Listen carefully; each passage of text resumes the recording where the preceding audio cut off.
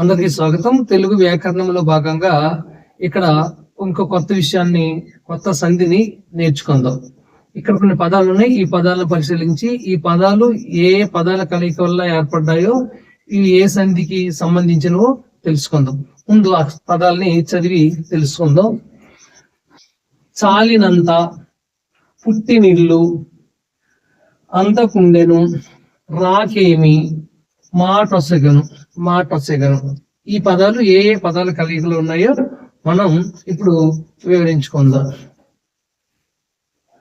దీన్ని చాలిన ప్లస్ అంత, చాలిన ప్లస్ అంత ఇలా విడదీయచ్చు. చాలినంత అనేటువంటి పదంలో చాలిన అంత, చాలిన ప్లస్ అంత, ఈ రెండు, చాలిన అనే పదము, అంత అనే పదము రెండు కలిసి చాలినంత అయింది. ఎలా ఏర్పడింది అని చెప్పుకుంటే, ఇందులో పూర్వపర స్వరాలు చాలిన్ ప్లస్ ఆ ప్లస్ అంత, అంత, చాలినలో చాలిన ఈ నకారాన్ని అన్ ప్లస్ ఆగా మనం విడదీస్తే చాలిన్ ప్లస్ అంత అని వచ్చింది. ఇప్పుడు పూర్వపరస్వరాలకు పరస్వరం ఏకాదేశం అవడం వల్ల ఈ అకారం ఇక్కడ పోయి చాలిన్ ప్లస్ అంత, చాలిన్ ప్లస్ అంత. నా పుళ్ళు, ఆ కలిసి నాయి చాలినంత అవుతుంది. చాలినంత ఈ విధంగా ఈ చాలిన ప్లస్ అంత, చాలినంత ఎలా అయిందంటే అకారానికి అచ్చు పరమయ్యి, అనేది అచ్చు, అకారానికి అచ్చు పరమయ్యి చాలినంత అయ్యిందనమాట.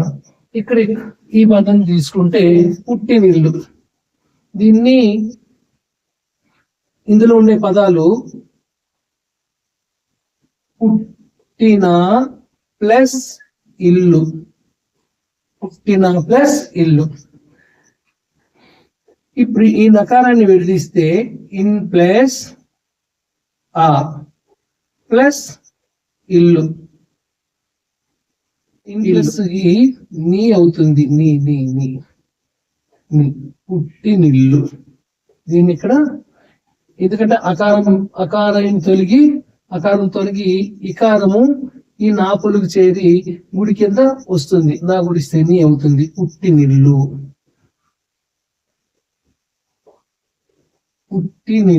అయ్యింది. అంటే పుట్టిన ఇల్లు కలిసి పుట్టినిల్లు అయ్యింది. అలాగే అందకుండెను, అందక ప్లస్ ఉండెను, అందక ప్లస్ ఉండెను, అందకుండిన. దీన్ని ఈ కాని ఇక్ ప్లస్ ఆ ప్లస్ ఉండిన అని రాసినప్పుడు ఈ అకారం లోపించి కా పొల్లుకి అంటే కా అనే హల్లుకి ఉకారం చేరి ఈ రెండు చేరి కూ అవుతుంది. ఇక్ ప్లస్ కూ అవుతుంది. అప్పుడు ఇక్కడ చాలా కుండెన,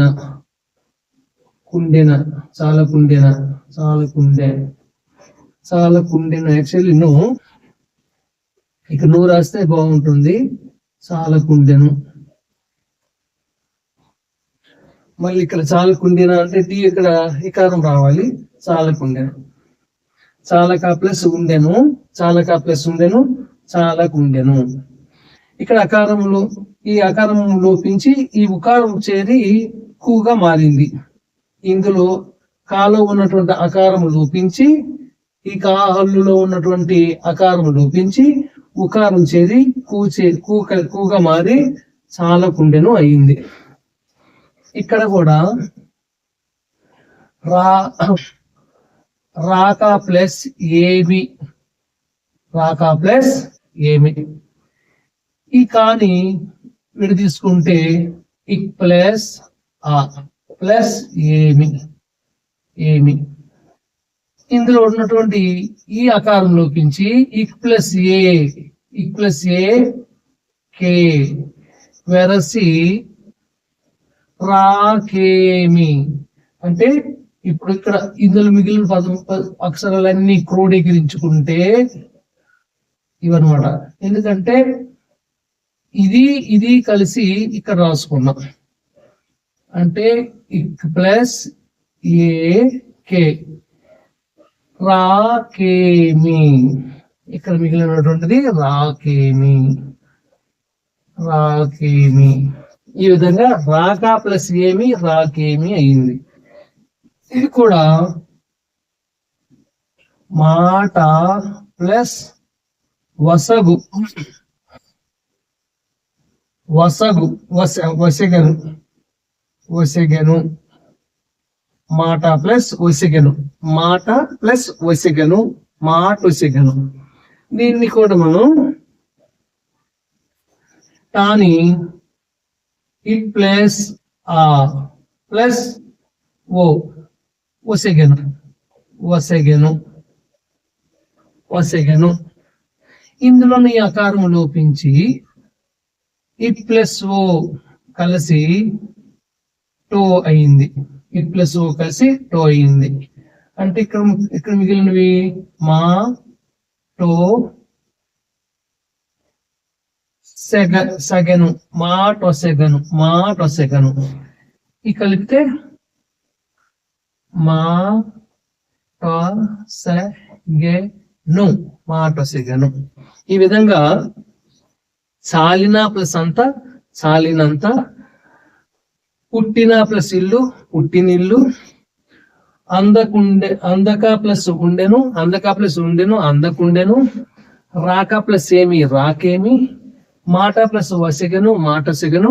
ఈ విధంగా పదాలు, ఈ రెండు పదాలు కలిసి ఈ విధంగా పుట్టిన ఇల్లు కలిసి, పుట్టిన ప్లస్ ఇల్లు కలిసి పుట్టినిల్లుగా, రాక ప్లస్ ఏమి రాకేమిగా, మాట ప్లస్ వస్తున్న మాట ఏమిగా, అందక ప్లస్ ఉండిన అందకుండేగా మారాయి. ఇప్పుడు మనం పరిశీలిస్తే పూర్వస్వరంలో ఇక్కడ అకారము, ఇక్కడ కూడా అకారము, ఇక్కడ కూడా అకారము, ఇక్కడ కూడా అకారము, ఇక్కడ కూడా అకారమే. ఈ ఉన్నటువంటి అకారాలన్నీ కూడా ఏవైతే మనం ఇలా కొట్టి లోపింపజేసాము, లోపించాయి అని చెప్పుకున్నామో అవన్నీ హ్రస్వ అకారాలు. ఇవన్నీ కూడా హ్రస్వ అకారం. ఈ హ్రస్వ అకారాన్ని అత్తు అంటారు. అత్తు, అత్తు హ్రస్వ ఆకారము అత్తు, హ్రస్వ ఆకారాన్ని అత్తు అంటారు. అత్తు, అత్తునకు ఇక్కడ ఆపరమైంది.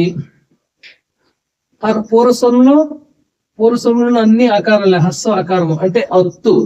పరస్వరంలో ఇక్కడ ఆ, ఇక్కడ ఈ, ఇక్కడ ఊ, ఇక్కడ ఏ, ఇక్కడ ఓ. ఈ విధంగా అంటే ఇంచుమించు అన్ని అచ్చులు వేరు వేరు అచ్చులు కలిసే విధంగా పదాలు రాయడం జరిగింది. అత్తునకు అచ్చు పరమైతే, అత్తునకు అచ్చు పరమైతే సంధి బహుళము అని సూత్రం ప్రకారము ఇది అత్వసంధి. అత్వసంధి అంటే ఇప్పుడు మనం నేర్చుకున్న సంధి అత్వసంధి. అత్తునకు అచ్చు పరమైతే సంధి బహుళము, అత్తునకు అచ్చు పరమైతే సంధి బహుళము. ఈ విధంగా మనం అత్వసంధిని సూత్రం రాసుకుంటే సూత్రం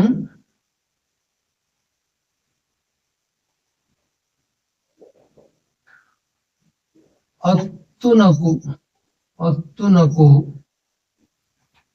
అచ్చు, అచ్చు పరమైతే, పరమైతే, పరమైతే సంధి బహుళం, బహుళం, సంధి బహుళం. సంధి బహుళం అంటే 4 విధాలు. బహుళం అంటే 4 విధాలు. అదేంటంటే ఒకటి నిత్యంగా ఏర్పడము, 2 వైకల్పికంగా ఏర్పడము, 3 నిషేధము, 4 అన్య కార్యము. ఇక్కడ రాసుకుందాం. ఇప్పుడు అర్థమైంది అనుకుంటే ఒకసారి ఇవన్నీ ఒకసారి పరిశీలించి చేరిపాక వాటి గురించి చెప్పుకుందాం. చాలిన ప్లస్ అంతా చాలినంత అయింది. పుట్టిన ప్లస్ ఇల్లు పుట్టినిల్లు అయింది. అందక ప్లస్ ఉండెను అందకుండెను అయింది. రాక ప్లస్ రాకేమి అయింది. మాట ప్లస్ వసిగను మాట సిగను. ఈ విధంగా పూర్వస్వరంలో అచ్చు అకారము దీర్ఘం లేని అకారము, హ్రస్వమైన అకారము. ఈ హ్రస్వమైన అకారాన్ని అత్తు అంటారు. అత్తులకు అచ్చుపరమైనప్పుడు సంధి బహుళము అని సూత్ర ప్రకారము ఇవన్నీ అకార సంధికి చెందినటువంటి అత్వ సంధికి చెందినటువంటి పదాలు. అత్వ సంధికి చెందిన ఇప్పుడు బహుళం అనగా 4 విధాలు. 4 విధాలు. 1 నిత్యము. 4 బహుళం అనగా 4 విధాలు. 1 నిత్యము, 2 వైకల్పికము, 3 నిషేధం, 4 అన్య కార్యము. ఇవి బహుళం అంటే నిత్యము, 2 వైకల్పికము, 3 నిషేధము, 4 అన్యకార్యము. నిత్యము, వైకల్పికము, నిషేధము, అన్యకార్యము. ఇవి 4 విధాలు. అంటే అత్వ సంధి ఇన్ని విధాలుగా జరుగుతుంది. అంటే నిత్యంగా జరుగుతుంది, వైకల్పికంగా జరుగుతుంది, నిషేధంగా జరుగుతుంది, అన్ని కార్యంగా జరుగుతుంది. ఇవి ఏంటంటే ఇప్పుడు నిత్యంగా ఏ విధంగా జరుగుతుంది, వైకల్పికం అంటే ఎలా సంధి జరుగుతుంది, ఆ నిషేధం అంటే ఏంటి, అన్ని కార్యం ఏంటి ఇక్కడ మనం చెప్పుకుందాం. ఇది చెప్పుకుంటే రామయ్య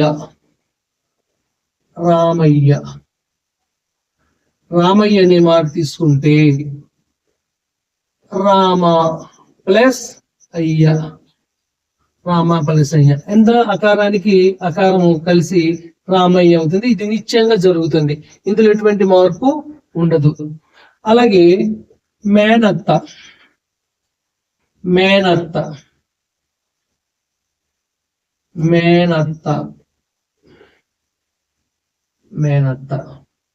దీన్ని మేన ప్లస్ అత్త అని విడదీయచ్చు.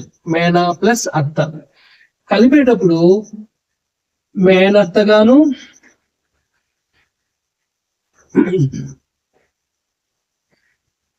మేన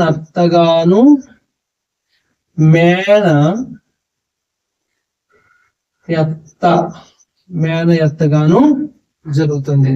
వైకల్పికం అంటే 2 విధాలుగా జరగడం. ఇలాగ జరగడం, ఈ విధంగా జరగడం. ఇలా మేనత్త అంటే నిత్యంగా జరగడం, అన్నిగా అంటే నిషేధంగా జరగడం, వేరే విధంగా ఎడాగం సంధి వచ్చి జరగడం. ఈ విధంగా 2 రకాలు జరుగుతుంది. మేనా ప్లస్ అత్త మేనత్త, మేనా ప్లస్ అత్త మేనయత్త, మేనా ప్లస్ అల్లుడు మేనల్లుడు, మేనా ప్లస్ అల్లుడు మేనయల్లుడు, మా ప్లస్ అమ్మ మా అమ్మ మాయమ్మ. ఈ విధంగా 2 రకాలుగా జరగడాన్ని వైకల్పికం అంటాము. ఇక నిషేధానికి ఇక్కడ చెప్తే సెలయేరు.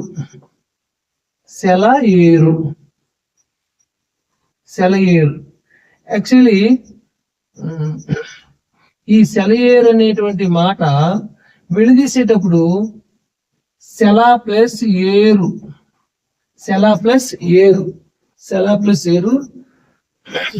సెలయేరు.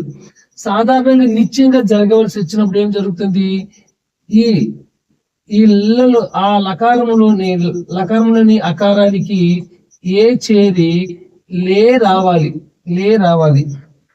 అంటే ఇల్ ప్లస్ ఆ ప్లస్ ఏ. ఇది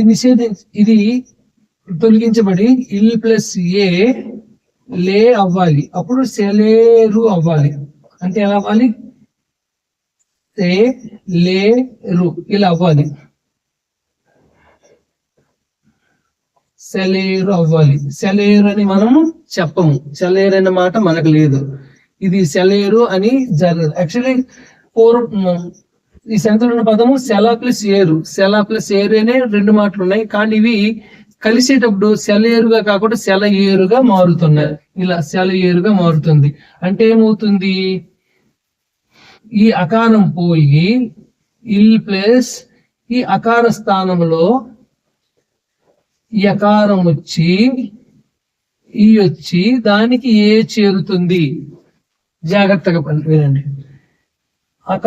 అకారం తొలగించబడి ఈ అకార స్థానంలో యకారం వచ్చి ఎట్ ఆగమంగా వచ్చి ఇల్ ప్లస్ ఈ ప్లస్ ఏ అవుతుంది. ఇప్పుడు ఏమవుతుంది? సారీ, ఈ సెల ఏర్లో ఇల్ ప్లస్ అలాగే ఉంటుంది, లాగానే ఉంటుంది. సంధి లేని చోట పరంపైన స్వరంబుకు ఎడాగంబగు అనే సూత్రం ప్రకారము, ఎడాగం సంధి సూత్రం ప్రకారము ఈ లా అలాగే ఉండి ఈ అనేది అదనంగా వస్తుంది. అదనంగా వచ్చి సెల ప్లస్ ఈ ప్లస్ ఏరు ఉంటుంది. ఈ యకార పొలికి ఏ చేరి ఏగా మారి సెల ఏరు అవుతుంది. సెల ఏరు. ఈ విధంగా నిషేధం అన్నమాట. అంటే ఇక్కడ సంధి జరగదు, సంధి నిషేధం. సెల ప్లస్ ఏరు సెల ఏరు అనేది సంధి జరగదు, అది నిషేధం అన్నమాట. అలాంటి సందర్భంలో సంధి చేసినప్పుడు ఎడాగంగా మారి సెల ఏరుగా వస్తుంది. అంటే సంధి లేని చోట సంధి చేయబడినటువంటి పద్ధతిని నిషేధ పద్ధతి అంటాము. ఇక అన్య కార్యంలో తీసుకుంటే ఒక ప్లస్ ఒక ఈ రెండు పదాలు కలిస్తే ఒక ప్లస్ ఇన్ ప్లస్ ఒక అన్య కార్యంగా రావడం, అంటే వేరే విధంగా జరగడం అనమాట. వేరే విధంగా అంటే ఇందులో ఉన్నది కాకుండా వేరే అదనంగా వచ్చి చేరడం. ఒక ప్లస్ ఇన్ ప్లస్ ఒక, ఇదే ఇలా ఇన్ అనేది నకారం అనేది రావడమే వేరే విధంగా జరగడం, అన్య కార్యంగా జరగడం. అన్య కార్యంగా అంటే అక్కడ ఉన్నటువంటి పదాలతో కాకుండా వేరే పదం కొత్తగా వచ్చి చేరినటువంటి దాన్ని అన్య కార్యం అంటాము. ఒక ప్లస్ ఇన్ ప్లస్ ఒక, ఈ రెండు కలిసి ఒక ప్లస్ ఒకనొక. ఈ విధంగా బహుళం అనేది, బహుళం అంటే 4, 1 నిత్యంగా జరగడము, 2 వైకల్పికంగా జరగడము, 3 నిషేధంగా జరగడము, 4 అన్య కార్యంగా జరగడం. ఈ విధంగా అకార సంధి 4 విధాలుగా ఉంటుంది. కాబట్టి అత్తునకు సంధి సూత్రం ప్రకారము అత్తునకు అచ్చు పరమైతే